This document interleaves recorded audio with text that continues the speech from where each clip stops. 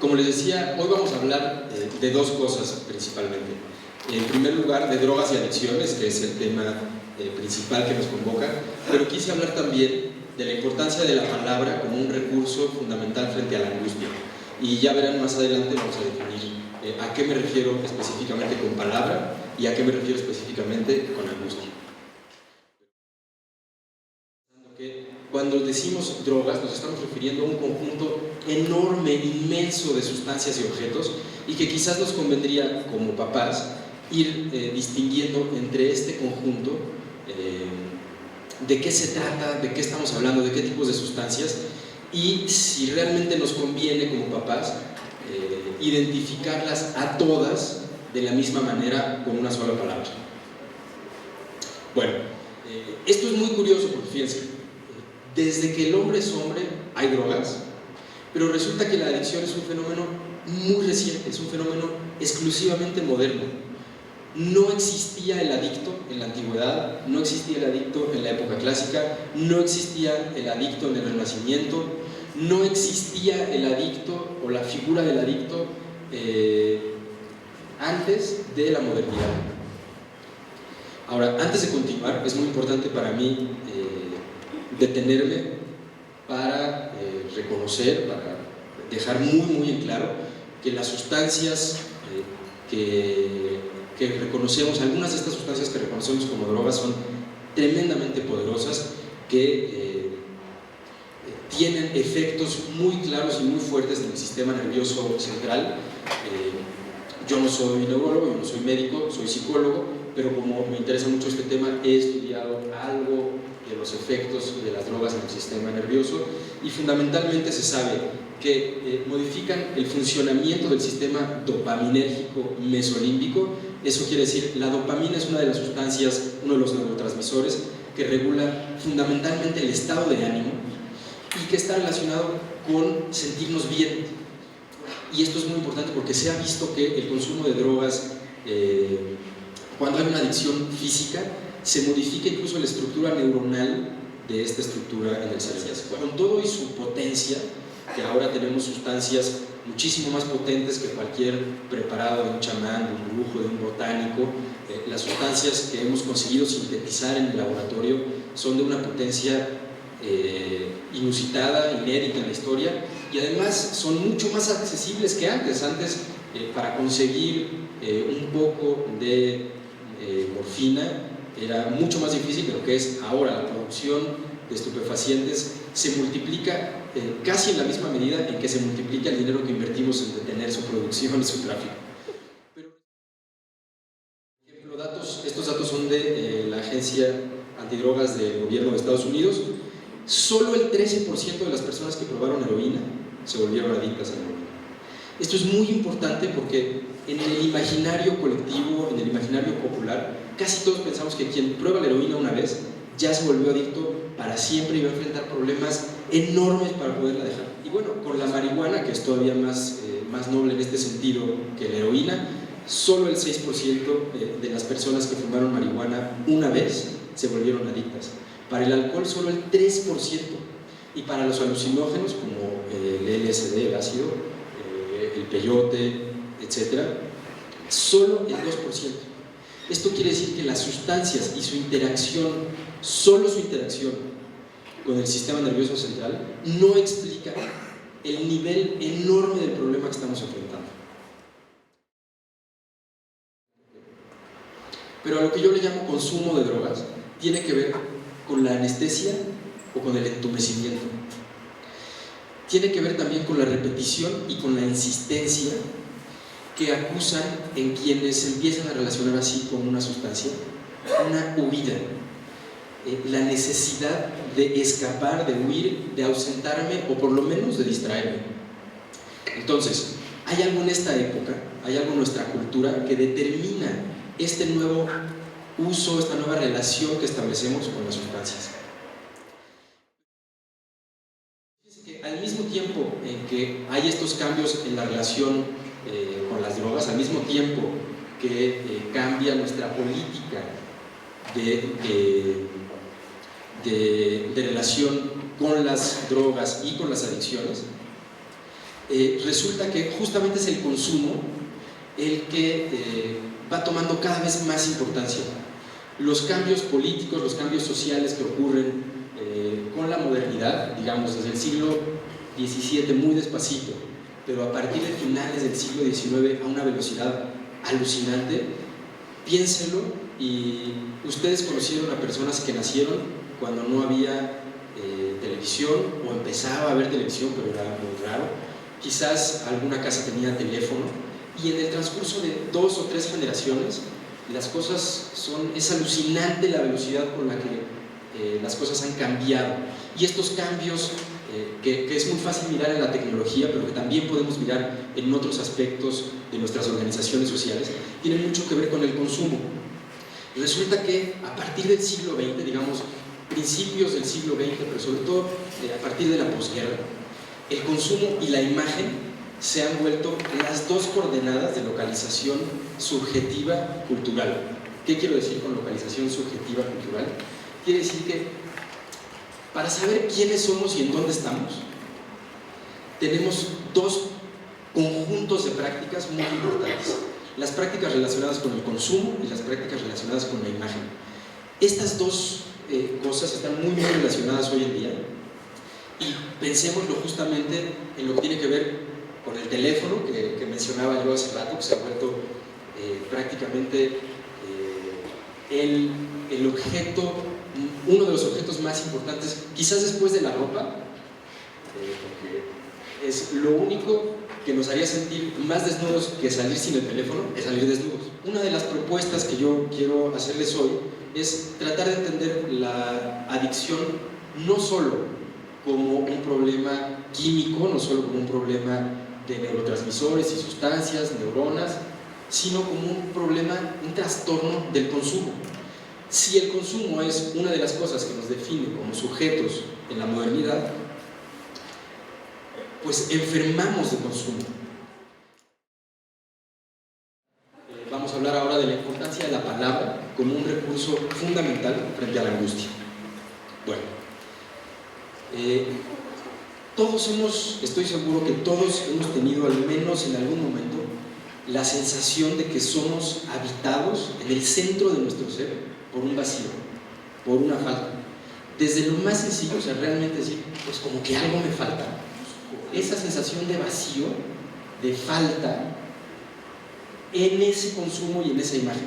Ese vacío, esa falta, la podemos experimentar a partir de la angustia. Es decir, cuando de alguna manera algo en el mundo, puede ser una canción, por ejemplo, alguien con una canción triste o una cierta tonada, puede ser un paisaje, que puede ser un paisaje muy hermoso o un paisaje a lo mejor desolador, un paisaje vacío, puede ser incluso solamente, y esto nos pasa mucho hoy en día, en donde justamente cualquier minuto de pausa, cualquier minuto de silencio, hay que sacar el celular, checar si ya nos pusieron un like, si ya nos mandaron otra cadena a la tía para enojarme con ella, porque sigue con esas cadenitas. Bueno, cualquier momento de soledad, cualquier momento de silencio, nos puede hacer sentir, a lo mejor en la boca del estómago, a lo mejor en las sienes, cada quien en la palma de las manos, alguna sensación que empieza a referirme, a lanzarme hacia esa angustia. Pues resulta que la angustia es el manantial, la fuente de toda afectividad humana. ¿Qué transforma la angustia? Que es ese sentimiento como crudo, fundamental, primordial, ese sentimiento que yo tengo cuando me encuentro con ese vacío que soy, con ese vacío que habita el centro de mi ser, de mi alma, de mi espíritu, como cada quien lo quiera o lo pueda entender. ¿Cómo lo transformo en afectos? De defensa frente a la angustia es ignorarla o darle la espalda. Como que no queremos saber nada de eso. Por eso es tan eficiente estos procesos tan sencillos como los que el celular nos ofrece. Por eso estamos dispuestos a gastar tanta lana en tener la telepantalla más novedosa y más poderosa en nuestro bolsillo, porque inmediatamente puedo hacer como que estoy acompañado. Cuando le damos la espalda a la angustia, cuando le damos la espalda a ese vacío, nos estamos dando la espalda a nosotros mismos. Nos desconocemos, establecemos una distancia de apasionada ignorancia respecto de nosotros mismos y de ese vacío que somos también. Esta angustia, ese vacío, se llena a lo largo de nuestra historia con recuerdos. Un evento, algo que nos ocurre antes de que podamos convertirlo en una experiencia, antes de que podamos relacionarnos con eso que nos ocurre de alguna manera para podernos ubicar ahí, darnos un lugar ahí y de alguna manera, si tenemos suerte y los recursos suficientes, explicarnos y explicarle a alguien más lo que pasa. Es decir, para ese pequeño Julio que está ahí, el mundo está vacío. ¿Por qué está vacío? Porque no hay fronteras entre las cosas, no hay algo conceptualmente que yo pueda decir, eso es una silla, está limitada, es una silla y le puedo poner un nombre, eso es una pantalla, esto es una mesa, etc. Y como no hay esas fronteras afuera, tampoco hay adentro. Esa desmesura, esa falta de fronteras genera una desmesura. El acontecimiento me parece enorme y yo me vuelvo muy chiquito. No tengo los recursos simbólicos para plantarme frente al mundo y ordenarlo de alguna manera, poderlo transmitir, esos paisajes que uno tiene la oportunidad de observar, ¿no? Enormes, inmensos, casi desiertos, o si tenemos mucha suerte, absolutamente desiertos. Y detrás de esa desolación, lo que hay es el miedo o la angustia al abandono, que es una angustia que nos acompaña desde muy pequeñitos. Nuevamente, quienes tienen hijos chiquitos lo tendrán muy fresco, y quienes tienen hijos grandes o lo recuerdan todavía o han logrado observar detrás de algunas conductas de los adolescentes justo ese miedo al abandono, a quedarme solo, a que me dejen de querer, a que mi mamá cuando sale del cuarto ya no regrese, a que mi novia ya no me conteste o ya no me hable, etc. La precariedad de la vida, es decir, las dificultades que enfrentamos, eso que simboliza sentirme desnudo sin el teléfono. No, pues es que sin el teléfono, ¿cómo la voy a hacer? Pero que en realidad no es el teléfono, sino lo que el teléfono me hace sentir, me da la ilusión de que ya estoy a salvo. Y la soledad, esa soledad a la que tanto miedo podemos tenerle, pero que igual que el aburrimiento, igual que la angustia, es fundamental para poderme encontrar conmigo mismo. Está muy claro que la palabra siempre es la palabra del otro. En este caso es muy claro, y para casi todos ocurrió de alguna manera similar a lo que podemos leer aquí. Es que es la palabra de la mamá de Julio Cortázar la que, con mucha suerte para Julio Cortázar, al menos en este momento, se acerca con mucho cariño, lo apapacha, lo consiente, le ayuda a dormir y le explica, le ofrece una palabra como si fuera, es el recurso simbólico fundamental. Mira, con esta palabra puedes nombrar eso que te dio tanta angustia. Eso se llama gallo. Sin palabras, cuando no tenemos esos recursos simbólicos, lo real es pavoroso. La realidad a la que nos enfrentamos, cuando no podemos nombrarla, es lo más terrible que hay. Es más, si alguno ha tenido la posibilidad, el privilegio, la fortuna de sentirse realmente angustiado, cuando alguien me pregunta ¿qué te angustió?, la respuesta más honesta que puedo dar es nada. Es justo la nada lo que más nos angustia.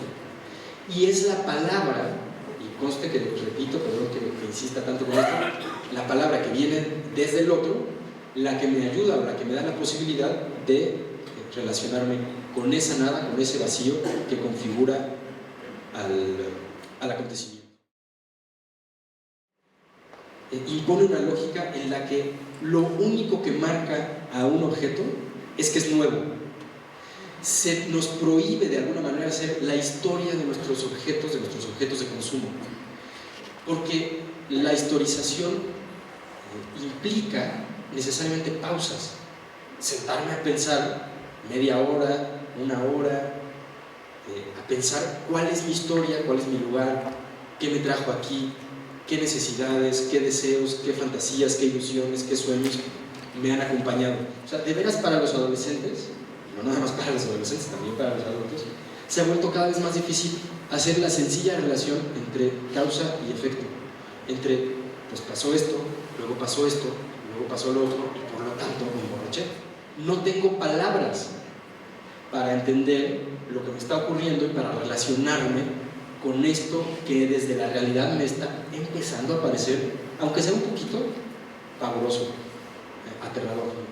Pues esta dificultad que enfrentamos, les repito, no solo nuestros hijos adolescentes, sino nosotros como adultos, para reconocer cierta continuidad en el tiempo y cierta consecuencia entre los sucesos, tiene que ver con este tiempo fragmentado. Siempre son momentos aislados, una cosa, luego otra, como los objetos que consumimos. Y vertiginoso, porque de verdad perdemos todo asidero en la realidad. En nuestra época, el consumo y la imagen, esas dos prácticas de las que estuvimos hablando, se ofrecen las dos como una vía de escape. Por eso, hace ratito que se rieron todos cuando dije, pues no te aburras, donde baja una app. El teléfono es como ese bebedero en que las ratas, cada que quieran, con un movimiento de la patita, pueden tener una dosis de heroína o de cocaína. Yo cuando trabajo adicciones con adolescentes les pregunto que si saben cuál es la droga más poderosa. Y casi todos me contestan, o bueno, hasta hace poquito me contestaban heroína. Ahora hemos escuchado de drogas nuevas, sobre todo sustitutos sintéticos de opioides. Una muy famosa y horrible que hubo hace poquito, de la que quizás se enteraron hace un par de años, fue el Crocodile, y así hay otras drogas aterradoras. Y los chavos normalmente o me dicen heroína o si están enterados de alguna de estas horribles me dicen heroína. Y les digo que desde un punto de vista sí, efectivamente la heroína es una de las sustancias más poderosas en su interacción con el sistema nervioso central, pero que no, esa no es la droga más fuerte para ellos. La droga más fuerte para cada uno es la que cada uno consume. La verdad es que afortunadamente en una escuela más o menos como esta, la heroína no aparece, no hay consumo de heroína. A lo mejor hay consumo de alcohol seguramente, a lo mejor habrá consumo de marihuana, de anfetaminas, de algún otro tipo de droga, pero quizás hay otras drogas. Porque, como decíamos desde hace rato, resulta que somos capaces de engancharnos no solo a una sustancia, sino a procesos, actividades, personas, objetos. No está solo en la sustancia, sino en esa necesidad de escape y de huida que sentimos en relación con estar atrapados en este ritmo vertiginoso, fugaz y ruidoso de la moda, del consumo. Bueno, una de nuestras tareas más importantes es acompañar a nuestros hijos justamente en la construcción de esos recursos. Yo le llamo recursos objetivos a esa enorme colección de recursos que son simbólicos como la palabra, pero no solamente, también están los recursos, por ejemplo, físicos, el ejercicio, el deporte, el cuidado de mi propio cuerpo, el reconocimiento de mi cuerpo como algo valioso, como un recurso de encuentro con el otro, en el juego, en el cariño, en un abrazo, etc. Porque cuando no tenemos esos recursos, cuando una experiencia produce angustia y no sabemos cómo enfrentarla, cómo tramitarla, lo que sentimos es la necesidad de escapar. Y ahí está el principio de la lógica de la adicción. Y esta lógica de la adicción, aunque se manifiesta con toda su potencia a partir de la adolescencia, son nuestros hijos de secundaria y de prepa, quienes están en mayor riesgo de desarrollar una adicción. Estos recursos se van construyendo, como vimos con Julio Cortázar, desde las primeras semanas de vida. En esa tarea que todos como papás experimentamos, que es la tarea de todos los días, un poquito, a lo mejor repetir lo mismo, todos los días encargarme de que se lave los dientes, todos los días encargarme de que dé las gracias y diga por favor y no conteste feo y se acuerde de llevarse su chamarra para que no le dé frío. Son todas esas pequeñas acciones las que van construyendo desde la primera infancia estos recursos subjetivos. Sino lo que realmente importa es que podamos recuperar como padres el ritmo de la educación que nosotros queremos para nuestros hijos, no el ritmo que se me impone desde la moda, el consumo, la imagen. Que podamos recuperar los lazos de reconocimiento y de solidaridad, de decir, pues aquí por lo menos todos somos papás. Seguramente algunos le vamos al Madrid y otros al Barça, y seguramente unos somos católicos y otros nos caen mal los católicos, y seguramente unos vamos a votar por uno y otros vamos a votar por otro, pero si no somos capaces de reconocernos en esa solidaridad mínima, pues justamente vamos a estar aislados frente a lo real que representa mi hijo para mí, porque hemos estado hablando de cómo nuestro hijo es chiquito frente al mundo, pero la neta es que yo como papá soy chiquito frente a la enorme y aterradora experiencia de tener un hijo. Y si no soy capaz de relacionarme con otros papás que están en la misma, así como cuando los niños nos dicen, pues a todos los van a dejar. Y si yo estoy solo, digo, no, sí, yo soy el único mala onda que no lo dejo. Hacer la experiencia contraria, hablarle a otros papás y decir, oye, estoy un poquito espantado. Una palabra, cuando se juega, genera, asigna un lugar y una pertenencia.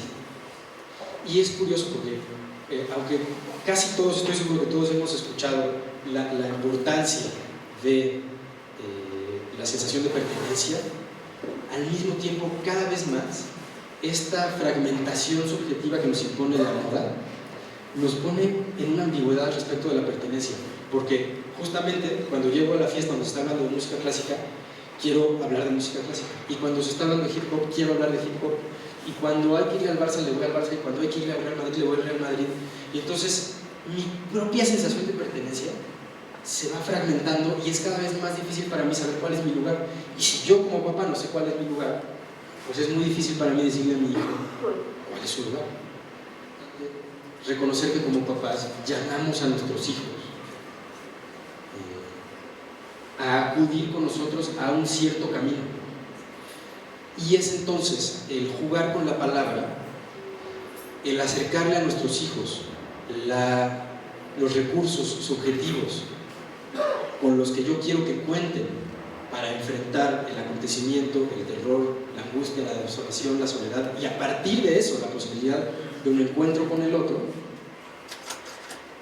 es la vocación que va a escuchar mi hijo de mí.